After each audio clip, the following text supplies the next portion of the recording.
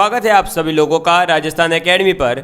मैं परवीन सिंह आप सभी लोगों के साथ में। जैसा कि आप सभी लोग जानते हैं, लगातार रीट लेवल 2 मेंस का जो एग्ज़ाम होता है, यानी थर्ड ग्रेड टीचर बनने के लिए जो आपका मुख्य परीक्षा का आयोजन होने वाला है, वो जनवरी माह में प्रस्तावित है, जैसा कि आप सभी लोगों को पता है। और उसी के लिए मैं आप लोगों के लिए विज्ञान यानी साइंस की classes continuously topic wise topic लेकर के आ रहा हूँ। हम बात कर रहे थे कोशिका के बारे में, और कोशिका की कंप्लीट डिटेल हमने जान ली थी कि कोशिका क्या है, कोशिका के प्रकार और कोशिका की खोज और कोशिका के सिद्धांत के बारे में अपन ने जान लिया था। आज अपन कोशिका की संरचना के बारे में बात करने वाले हैं, यानी सेल स्ट्रक्चर जो होता है उसके बारे में बात करेंगे।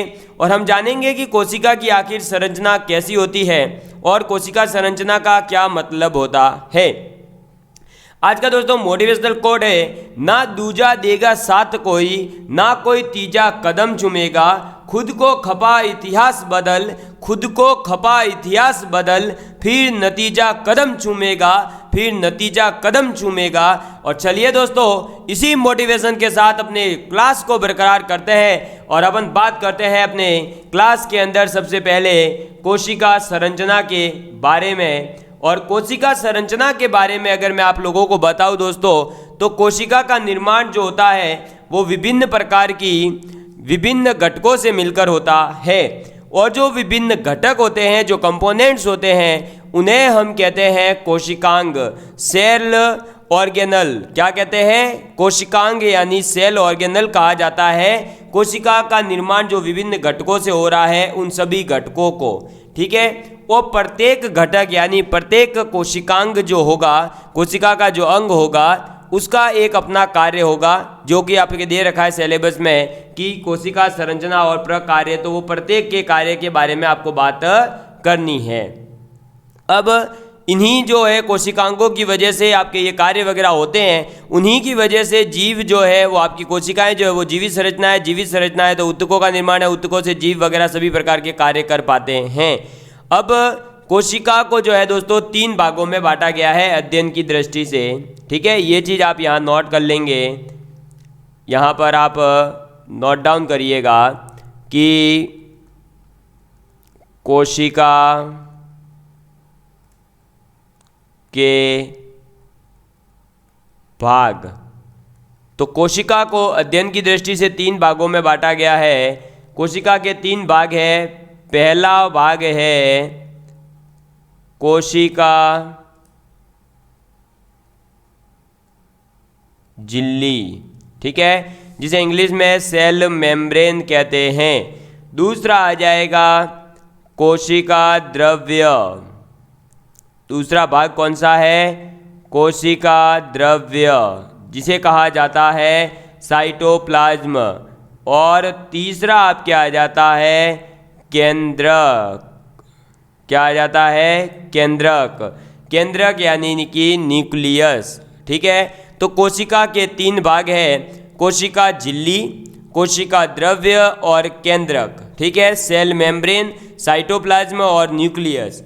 अब अपन समझेंगे सबसे पहले जो जंतु कोशिका है और पादप कोशिका है, इसके जो कोशिकांग होते हैं उनके बारे में, इनका स्ट्रक्चर कैसा है, ये दिखते कैसे हैं, उसके बारे में। फिर इनके एक एक कोशिकांग की भी अपन बात करेंगे। ठीक है, चलिए पहले बात करते हैं पादप कोशिका की। तो ये दोस्तों आपके सामने जो मैंने डायग्राम लाया है, ये डायग्राम किसका है? तो ये डायग्राम है आपके पादप कोशिका का। किसका डायग्राम है? पादप कोशिका का डायग्राम है, जिसके अंदर देखिए क्या क्या होता है। कोशिका द्रव्य होता है, हरित लवक होता है, राइबोसोम होता है, माइटोकॉन्ड्रिया होता है, कोशिका भित्ति होती है, बाह्य कोशिका होती है, प्लेज्मा झिल्ली होती है, केंद्रीय झिल्ली होती है, गोल्जी उपकरण होती है, केंद्रक होती है और हरित लवक होते हैं। आपके 12 नंबर पर खुरदरी अंतःप्रद्रवी जालिका होती है, लाइसोसोम होते हैं, चिकनी अंतःद्रवी जालिका होती है। तो टोटल ये 14 कंपोनेंट्स होते हैं पादप कोशिका के अंदर। यानी कि पादप कोशिका के कोशिकांग कौन कौन से हैं, ये अगर क्वेश्चन पूछ लिया जाए तो आप कहोगे कोशिका द्रव्य, हरित लवक, राइबोसोम, माइटोकॉन्ड्रिया, कोशिका भित्ति, बाह्य कोशिका, प्लेज्मा झिल्ली, केंद्रीय झिल्ली, गोल्जी का उपकरण, केंद्रक, हरित लवक, हुड्डरी अंतःप्रद्रवी जालिका, लाइसोसोम और चिकनी अंतःप्रद्रवी जालिका। ठीक है, आपको ये डायग्राम बना करके पूछ लिया जा सकता है कि ये पादप कोशिका है, जंतु कोशिका है या क्या है। तो आप कहोगे कि ये जब भी आपको ऐसा डायग्राम दिखे, ये देखो बेसिकली ये डायग्राम कैसा दिख रहा होगा, इस टाइप का दिख रहा है आपको, ये इस टाइप का देखिएगा आप, ये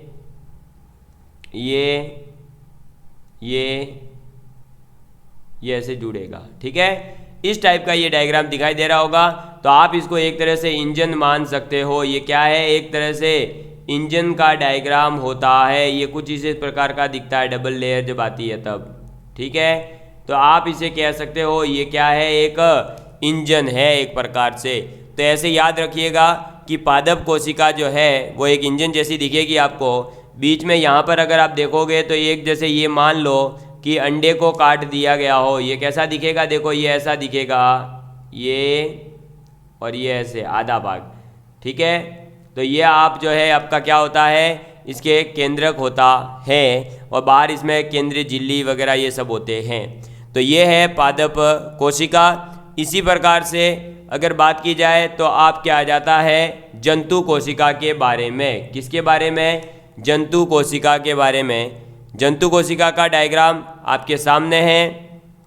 अब अपन बात करेंगे जंतु कोशिका के बारे में। तो इसके देखो भाग कौन कौन से हैं, माइटोकॉन्ड्रिया है, इसमें गोल्जिकाए है, फिर आपका राइबोसोम है, चिकनी अंतःप्रद्रवी जालिका है, रेटिकुलम है, ठीक है, जिसे रफ इंडोप्लाज्मिक यानी कि खुरदरी अंतःप्रद्रवी जालिका, फिर आपके कोशिका द्रव्य है, आपके सेंट्रोसोम है, कोशिका झिल्ली है, लाइसोसोम है, केंद्रक है, केंद्रिक है, कोशिका झिल्ली है और रिक्तिका है। तो इसके अंदर ये टोटल 13 भाग है किसके, जंतु कोशिका के। तो जंतु कोशिका के अंदर क्या क्या पाया जाता है, तो जंतु कोशिका के अंदर पाए जाते हैं आपके माइटोकॉन्ड्रिया, गोल्जिकाए, राइबोसोम, चिकनी अंतःप्रद्रवी जालिका, खुरदरी अंतःप्रद्रवी जालिका, कोशिका द्रव्य, सेंट्रोसोम, कोशिका झिल्ली, लाइसोसोम, केंद्रक, केंद्रिक, केंद्रिका झिल्ली और रिक्तिका। ये टोटल 13 जो है जंतु कोशिका के भाग है जिनका आपको याद रखना है। डायग्राम भी आपको याद होना चाहिए। इसके सेंटर में ये रहा अपना केंद्रिक और ये पूरा भाग जो है वो है केंद्रक। ये इधर है रिक्तिका, ये आपके माइटोकॉन्ड्रिया है। माइटोकॉन्ड्रिया इस प्रकार का दिखता है, ये ऐसा होता है और इसके अंदर ये ऐसा इसका शेप होता है, ठीक है, और ये ऐसे लाइन एक जा रही है, इस टाइप से ये दिखता है। ये होता है आपके माइटोकॉन्ड्रिया। ये है इधर आपके गोल्जिकाए। समझ में आ गई बात। आपसे आपका कॉम्पिटिटिव एग्जाम जो है वो केवल और केवल ऑब्जेक्टिव क्वेश्चन पूछेगा। तो ऑब्जेक्टिव क्वेश्चन के अंदर अगर हम देखें तो आपसे केवल जंतु कोशिका का आकार पूछा जा सकता है या ऐसा डायग्राम दे करके पूछा जा सकता है कि ये जो 3-4 भाग है ये कौन कौन से आपके जंतु कोशिका में आएंगे, तो वो आपको पता होना चाहिए और लगभग स्थिति भी आपको पता होनी चाहिए, ठीक है। तो दोस्तों आपने कोशिका संरचना क्या है सबसे पहले वो जाना। कोशिका के निर्माण में जो विभिन्न घटक होते हैं उन्हें हम कोशिकांग कहते हैं और इसी कोशिकांगों के माध्यम से कोशिका संरचना यानी कोशिका बनती है जिसकी संरचना का निर्माण होता है। कोशिका के भाग कितने हैं, तो 3 है, कोशिका झिल्ली, कोशिका द्रव्य और केंद्रक, ये इसके 3 भाग हैं, ठीक है। फिर पादप कोशिका, तो पादप कोशिका के अंदर कोशिका द्रव्य, हरित लवक वगैरह ये जो 14 कंपोनेंट्स बताए हैं ये पाए जाते हैं। जबकि आपके जंतु कोशिका के अंदर ये 13 कंपोनेंट्स पाए जाते हैं। इसमें आप देखेंगे तो जैसे देखो सेंट्रोसोम है वो केवल जंतु कोशिका में है, पादप कोशिका में कहीं नहीं मिलता है, ठीक है। ऐसे ही आपके जैसे कि रिक्तिका है तो रिक्तिका आपको इसके अंदर कहीं नहीं मिलेगी। तो ये कुछ आपको जो है क्या करना है, कंपैरिजन करके देख लेना कि कौन सा किस में पाया जाता है, कौन सा है जो दोनों में नहीं पाया जाता, कौन कौन से हैं जो दोनों में पाए जाते हैं, ताकि अपने को जो है अच्छे से कॉन्सेप्ट क्लियर हो जाए पादप कोशिका और जंतु कोशिका के बारे में, ठीक है दोस्तों। तो यहाँ तक की बातें आप लोगों को समझ में आ गई होगी। तो ये डायग्राम के माध्यम से मैंने आपको दिखा दिया। अब बढ़ते हैं आगे। तो आगे बढ़ेंगे दोस्तों, तो आप लोगों को एक चीज़ याद रखनी है, स्टार मार के लिख लीजिए कि जो हमारा कोशिका द्रव्य है, कोशिका द्रव्य का मतलब होता है साइटोप्लाज्म, ठीक है, प्लाज्म तथा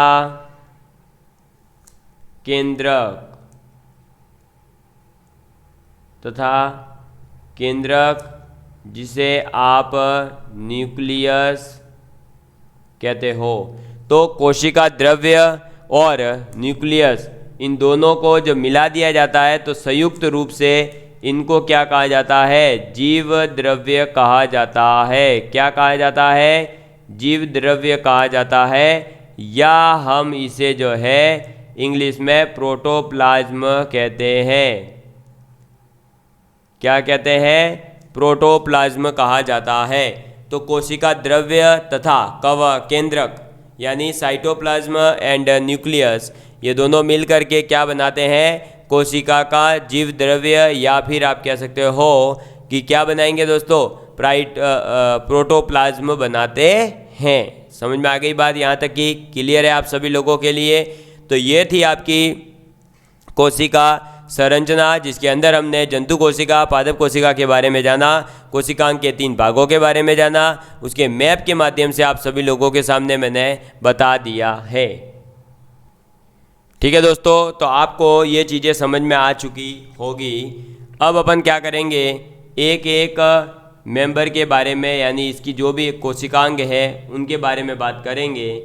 सबसे पहले अपन बात करते हैं कोशिका झिल्ली के बारे में। तो आप हेडिंग डालेंगे कोशिका झिल्ली, और कोशिका झिल्ली का मतलब होता है सेल मेम्ब्रेन। तो अपन बात करते हैं कोशिका झिल्ली यानी सेल मेम्ब्रेन के बारे में। तो जो भी कोशिकाएं होती है, उन सभी कोशिकाओं के सबसे बाहर की तरफ एक चारों तरफ फैली हुई बहुत ही पतली, मुलायम और लचीली झिल्ली होती है, और उसी झिल्ली को हम कहते हैं कोशिका झिल्ली या प्लाज्म झिल्ली या प्लाज्म मेम्ब्रेन कहते हैं। ठीक है, तो आप ये लिख सकते हैं कि कोशिका के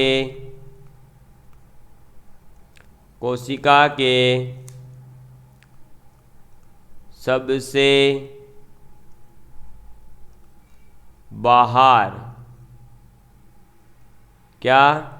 कोशिका के सबसे बाहर एक पतली, मुलायम और लचीली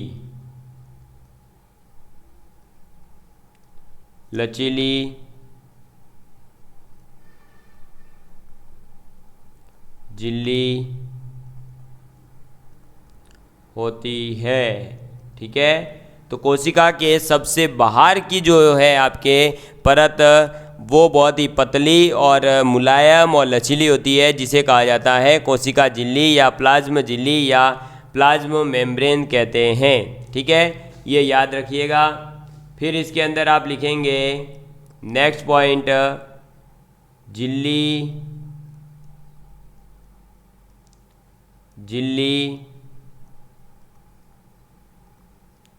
जीवित एवं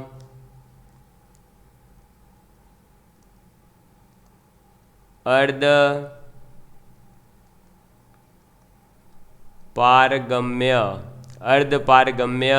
यानी सेमी प्रीमेबल, ठीक है, अर्ध पारगम्य होती है। ये चीज़ आप याद रखिएगा। नेक्स्ट, कोशिका झिल्ली में आगे बात आ जाती है, तो इसी को हम क्या कहते हैं? चयनात्मक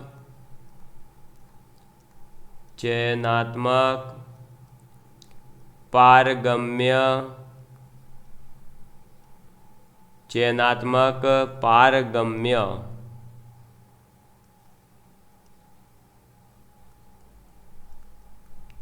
पारगम्य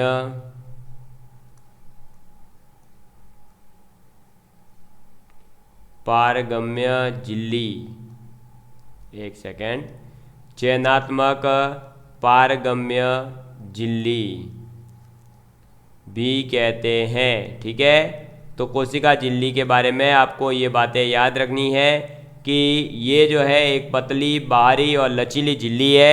ये जीवित और अर्ध पारगम्य होती है। चयनात्मक पारगम्य झिल्ली भी इसको कहते हैं। ठीक है, चलो फिर ये जो कोशिका झिल्ली है आप लिख लेंगे, कोशिका झिल्ली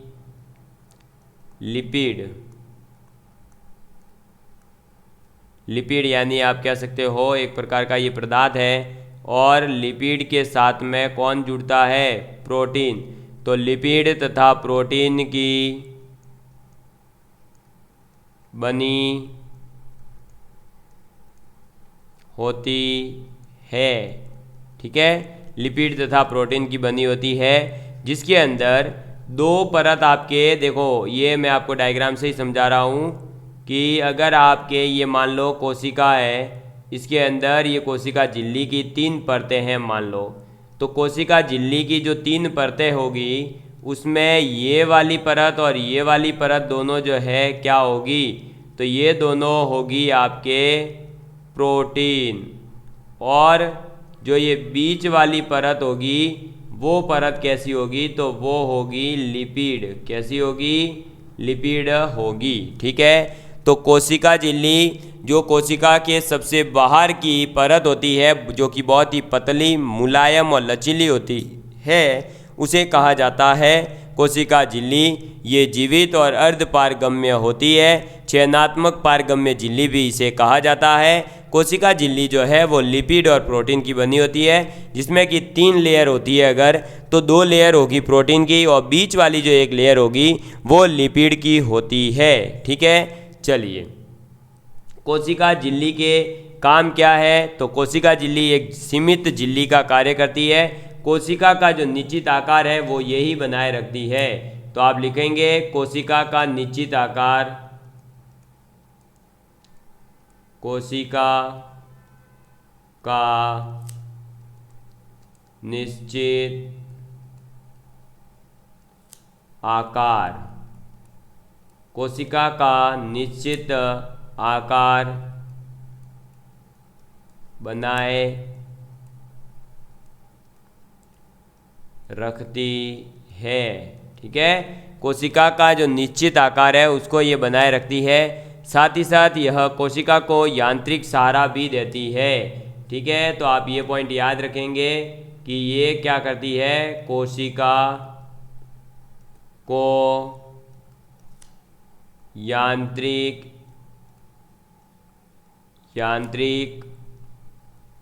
सहारा यानी सपोर्ट, सहारा भी देती है। ठीक है, तो कोशिका को जो है यांत्रिक सहारा भी देती है। कौन? कोशिका झिल्ली। और यह विभिन्न प्रकार के अणुओं को बाहर निकालने एवं अंदर आने में नियंत्रण करती है। ठीक है, ये क्या करती है? बहुत सारी जो छोटे छोटे पदार्थ हैं, छोटे छोटे जीव वगैरह होते हैं, उनको अंदर जाने में और बाहर जाने में बहुत ही अच्छे तरीके से कड़क निगरानी रखती है, ताकि कोई भी अविश्वास जो है आपका जो आपके काम का नहीं है, अनुपयोगी पदार्थ है, वो बाहर ही रहे। जंतु कोशिका में जो है दोस्तों यह सीलिया, फ्लैजेला और माइक्रोबिलाई आदि के निर्माण में सहायक होता है। ठीक है, तो ये जंतु कोशिका जो है वो आपके ये जो आपकी कोशिका झिल्ली है, ये जंतु कोशिका में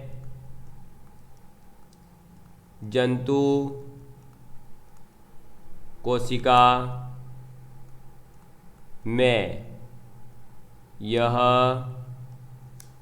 सीलिया, सिलिया,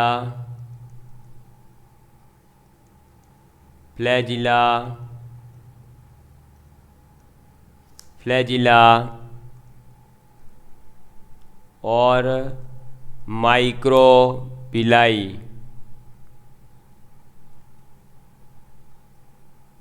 माइक्रोविलाई आदि के निर्माण में सहायक। ठीक है, तो जंतु कोशिका के अंदर सीलिया, फ्लैजिला, माइक्रोविलाई आदि के निर्माण में कौन काम आता है? कोशिका झिल्ली ही काम आती है। ठीक है दोस्तों, तो ये थी आपकी कोशिका झिल्ली, जिसके बारे में आप सभी लोगों को बहुत ही अच्छे तरीके से समझ में आ गया होगा। अब अपन बात करेंगे कोशिका भित्ति के बारे में। किसके बारे में बात करेंगे? कोशिका भित्ति यानी सेल वॉल के बारे में अपन बात करने वाले हैं। तो कोशिका भित्ति क्या होती है उसके बारे में जानेंगे। तो सबसे पहले तो ये याद रखना कि पादप कोशिकाओं में चारों ओर से एक मोटी और कड़े आवरण द्वारा जो घिरी हुई होती है, उसी घिरे हुए पूरे आवरण को हम क्या कहते हैं? कोशिका भित्ति कहते हैं। तो आप लिखेंगे पादप कोशिका, पादप कोशिका पादप कोशिकाएं चारों ओर से एक मोटे और कड़े आवरण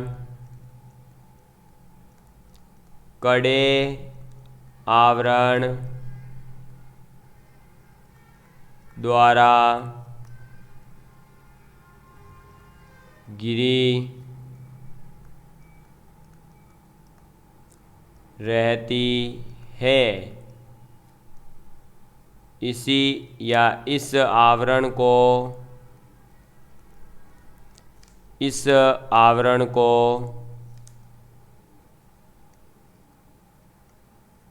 कोशिका भित्ति कहते हैं। कोशिका भित्ति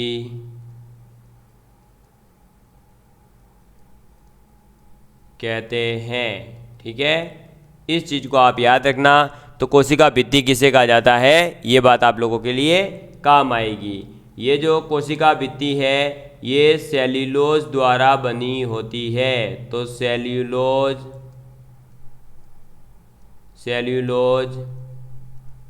की बनी होती है। ठीक है, तो जो कोशिका भित्ति है वो सेल्यूलोज की बनी होती है। यह पारगम्य होती है। ठीक है, पारगम्य होती है। समझ में आ गई बात आपके? तो कोशिका भित्ति का मतलब है पादप कोशिकाओं के चारों ओर जो एक मोटी और कड़े आवरण वाली घिरा हुआ पूरा जो ये आवरण तैयार होता है, उस आवरण को कोशिका भित्ति कहते हैं। कोशिका भित्ति सेल्यूलोज की बनी हुई होती है और कोशिका जो है दोस्तों पारगम्य होती है। ठीक, समझ में आ गई बात? सेल्यूलोज जो है वो दोस्तों एक जटिल पदार्थ है जो पादप कोशिकाओं को संरचनात्मक दृढ़ता प्रदान करता है। ठीक है, इसी कारण से कोशिका भित्ति जो है वो आपकी क्या होती है? कड़ी और निर्जीव होती है। इसमें विभिन्न प्रकार के फिर स्थूलन भी मौजूद रहते हैं। तो अर्ध पारगम्यता नहीं होती है। ये पादप कोशिका को एक निश्चित रूप प्रदान करती है। फिर यह पादप कोशिका को सुरक्षा और यांत्रिक सहारा प्रदान करती है। यह कोशिका झिल्ली जो है वो रक्षा भी करती है तथा कोशिका को सूखने से बचाती है। तो ये कोशिका भित्ति क्या है दोस्तों? कोशिका सूखने से बचाती है। सूखने से बचाती है। ठीक है, समझ में आ गई बात? तो कोशिका झिल्ली और कोशिका भित्ति के बाद में तीसरे नंबर पर अपना सबसे इम्पोर्टेंट जो कोशिकांग है वो क्या आ जाता है दोस्तों? कोशिका द्रव्य। ठीक है, किसकी बात करेंगे? कोशिका द्रव्य के बारे में अपन बात करने जा रहे हैं। तो दोस्तों, कोशिका द्रव्य जो है, साइटोप्लाज्म जो है, वो मैंने आपको सभी अभी जस्ट बताया था थोड़ी देर पहले कि कोशिका भित्ति और केंद्रक के बीच में जो होता है। देखो भाई, अपन पीछे डायग्राम पे चलते हैं, हालांकि इसकी डेफिनेशन मैं लिखवा चुका हूँ, लेकिन देखिए मैंने क्या बोला अभी आपको, कोशिका भित्ति और केंद्रक के बीच में। ठीक है, तो देखिए भाई, अपने ये रहा, ये देखो, ये जो बाहर की तरफ है ये सब क्या है? कोशिका झिल्ली है। और ये जो केंद्रक है, इनके बीच में ये जो भरा पड़ा है ना, ये देखो, ये इधर और ये सब जगह जो ये भरा पड़ा है, ये लिक्विड टाइप का, ये कहलाता है कोशिका द्रव्य। क्या कहलाता है? कोशिका द्रव्य कहलाता है। और इस कोशिका द्रव्य के अंदर ही जितने भी कोशिकांग हैं वो सब रहते हैं। समझ में आ गई बात?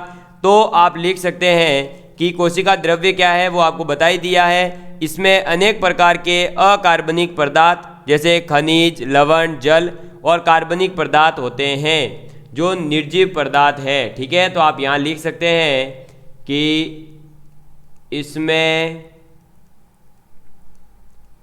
अनेक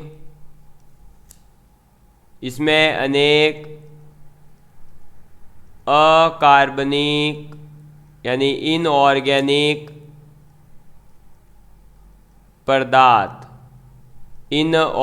पदार्थ जैसे कि आपका खनिज, आपका लवण और जल, ठीक है, तथा कार्बनिक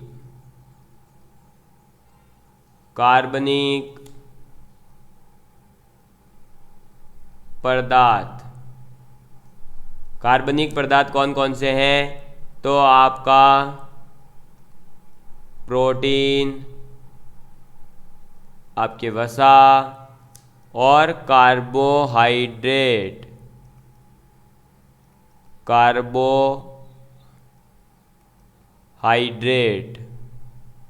ठीक है, तो ये प्रोटीन, वसा, कार्बोहाइड्रेट आदि होते हैं।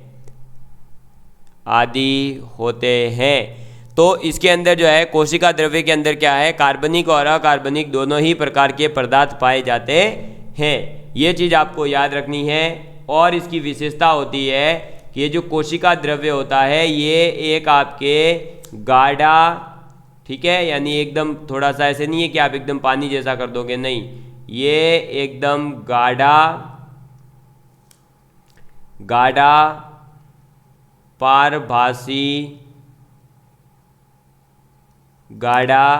पारभासी यानी ट्रांसलूसेंट एवं चिपचिपा, ठीक है, गोंद जैसा चिपचिपा पदार्थ है। समझ में आ गई बात?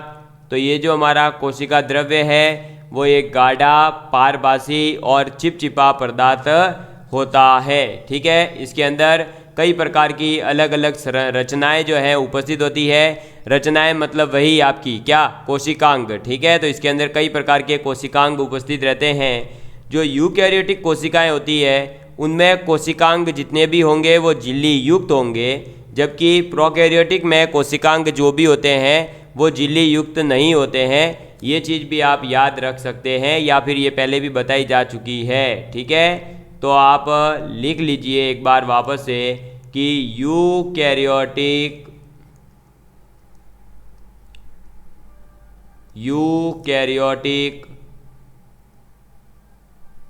कोशिकांग, ठीक है, यूकैरियोटिक कोशिकाओं में कोशिकांग झिल्ली युक्त, जबकि प्रोकैरियोटिक, किसमें दोस्तों, प्रोकैरियोटिक प्रोकैरियोटिक कोशिकाओं, प्रोकैरियोटिक कोशिकाओं, एक सेकेंड, प्रोकैरियोटिक कोशिकाओं में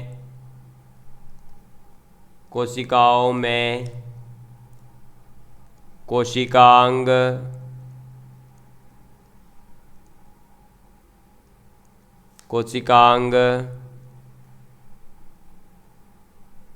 झिल्ली युक्त नहीं होते।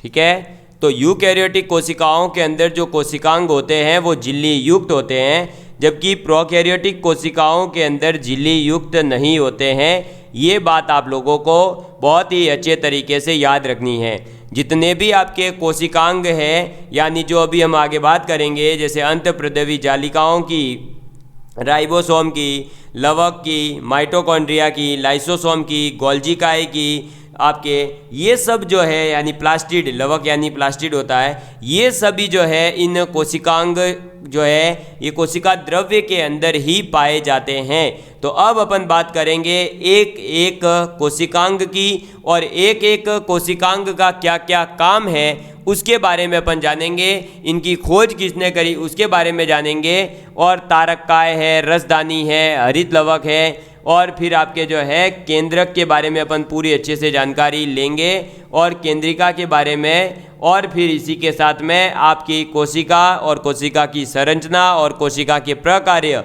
कंप्लीट हो जाएंगे। ठीक है, तो अब अपन बात किसके बारे में करने वाले हैं, एक एक कोशिकांग के बारे में। तो सबसे पहले अपन जिस कोशिकांग की बात करेंगे वो है दोस्तों आप लोगों के कौन सा कोशिकांग, तो वो है अंतःप्रद्रवी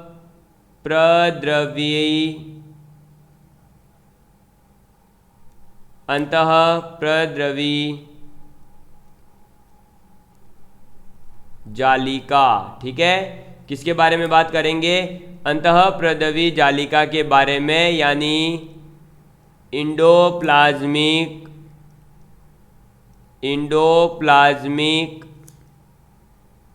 रेटिकुलम। ठीक है, तो किसके बारे में बात करेंगे, अंतःप्रद्रवी जालिका यानी इंडोप्लाज्मिक रेटिकुलम के बारे में अपन बात करेंगे। तो दोस्तों अब जो है अपन कोशिकांगों के बारे में अगली वीडियो के अंदर बात करेंगे। आज का ये सेशन कैसा लगा प्लीज़ कमेंट करके बताइएगा। मैं वापस एक बार याद करवा दूँ, इस सेशन के अंदर अपन ने क्या क्या पढ़ा है। तो कोशिका की संरचना के बारे में अपने पढ़ा, जिसमें अब मैंने आपको जंतु कोशिका और पादप कोशिका के बारे में बताया। कोशिकांग के जो भाग है, कोशिका के भाग क्या क्या थे दोस्तों आपके, जल्दी से बताइए, एक बार कमेंट करिए जल्दी से। तो कोशिका के 3 भाग थे, कोशिका झिल्ली, कोशिका द्रव्य और केंद्रक। ठीक है, फिर अपन ने कोशिका झिल्ली की बात करी, कोशिका भित्ति की बात करी और कोशिका द्रव्य की बात करी। अब अपन कल बात करने वाले हैं कोशिका द्रव्य के अंदर उपस्थित सभी प्रकार के जो भी आपके कोशिकांग हैं उनकी, और उसके बाद में दोस्तों अपना ये टॉपिक हो जाएगा complete. Love you all of you, take care and please share with your friends. और अगर दोस्तों आपको क्लास अच्छी लगती है तो केवल 2 शब्द जो है कमेंट जरूर किया करें, उससे हमें एक मोटिवेशन मिलता है और आप सभी लोगों का प्यार इसी तरह बना रहे। धन्यवाद, जय हिंद, जय भारत। मिलेंगे अगली क्लास में, बाय बाय दोस्तों।